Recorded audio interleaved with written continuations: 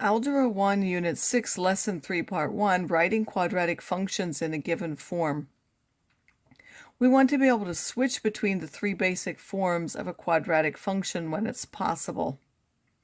So we've seen how to get the three forms when we have a graph, but how do we get them when we don't have a graph? If we want standard form, we're going to expand using FOIL. So it doesn't matter whether we start with factored form or vertex form, we have to expand that getting by FOIL.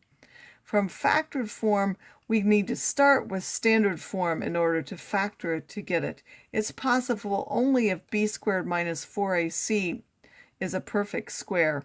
If there are fractions, we want to factor out the least common multiple of the denominators first in order to factor what's inside of that. Vertex form, we're going to complete the square from standard form.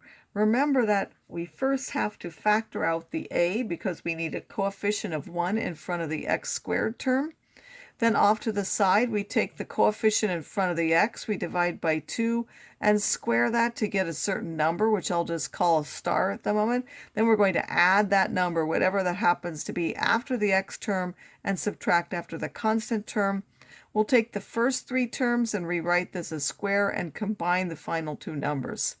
Another way to get vertex form is to just use the fact that h is equal to minus b over 2a, and then to get the k value by putting into the form. And then we also use a and we substitute. The second method is easier, but you may be asked to do it by completing the square. This says write each form and the other two forms if possible.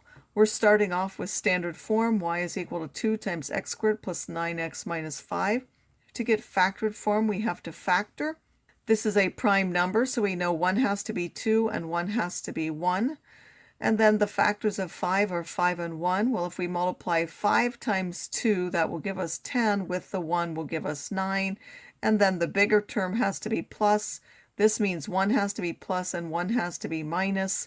So we need the plus to be the 10 and the minus to be the 1.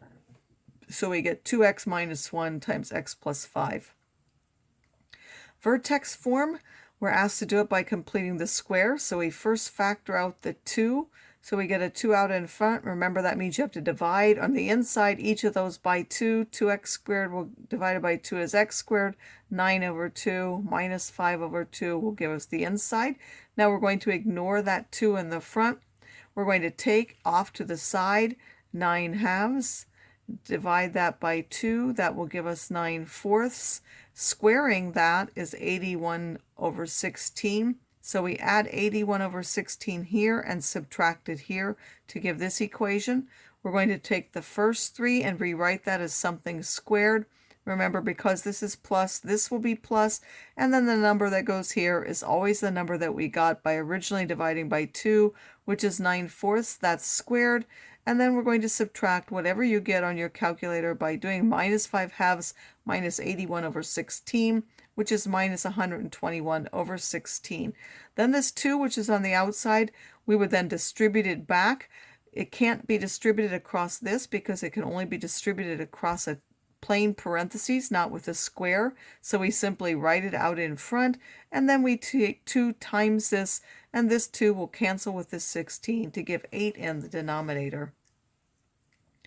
Here we have y equals minus 3 times x minus 2 squared plus 5. To get standard form, we're going to use FOIL.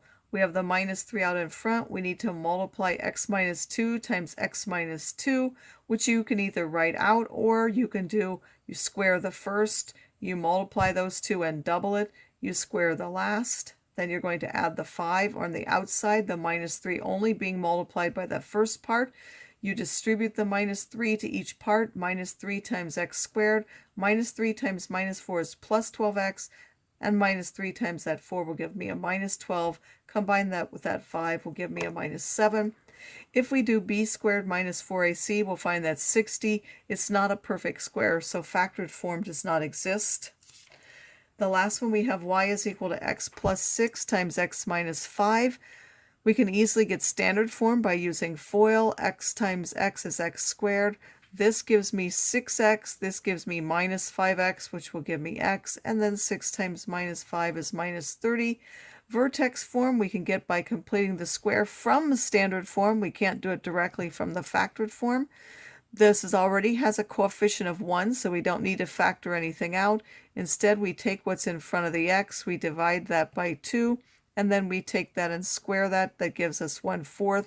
So we're going to add 1/4 here, subtract 1/4 here. We want to take this and factor it. That will be x ply, again, the number we originally got by dividing by 2, that quantity squared, and then whatever you get by combining these two numbers at the end, minus 121/4.